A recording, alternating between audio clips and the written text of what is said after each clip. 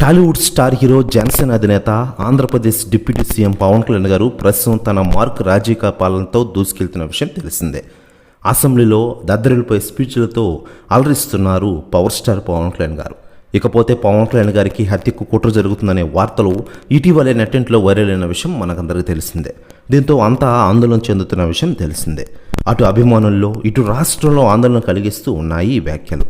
మీరు కాస్త అప్రమత్తంగా ఉన్నట్టు నేరుగా ఆయనకే కేంద్ర నిఘా వర్గాలు సూచించడం ఇందుకు కారణంగా చెప్తున్న విషయం తెలిసిందే.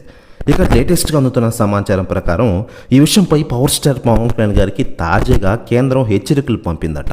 ప్రస్తుతం పవన్ కళ్యాణ్ గారు ఓదాసేదుగా ఉన్నారని, అలా కాకుండా కొంచెం ధైర్యంగా ఉండి ప్రజలకు సేవ చేసే పనుల్లో నిమగ్నమై ఉండాలని వాళ్ళు హెచ్చరించారట. ప్రెస్ యూనియన్స్ కూడా తెగ వైరల్ అవుతోంది. దీంతో పవన్ కళ్యాణ్ గారు తన సెక్యూరిటీని టైట్ చేసే పనిలో బిజీగా ఉన్నారట.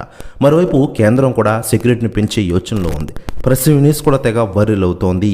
ఆంధ్రప్రదేశ్ రాష్ట్ర రాజకీయాల్లో పవన్ కళ్యాణ్ గారి భద్రతపై ఇటీవలే నిఘా వర్గాలు ఇచ్చిన సమాచారంతో జనసేన కార్యకర్తలతో పాటు ఆంధ్రప్రదేశ్ ప్రజల్లో తీవ్ర ఆందోళన నెలకొన్న విషయం తెలిసిందే.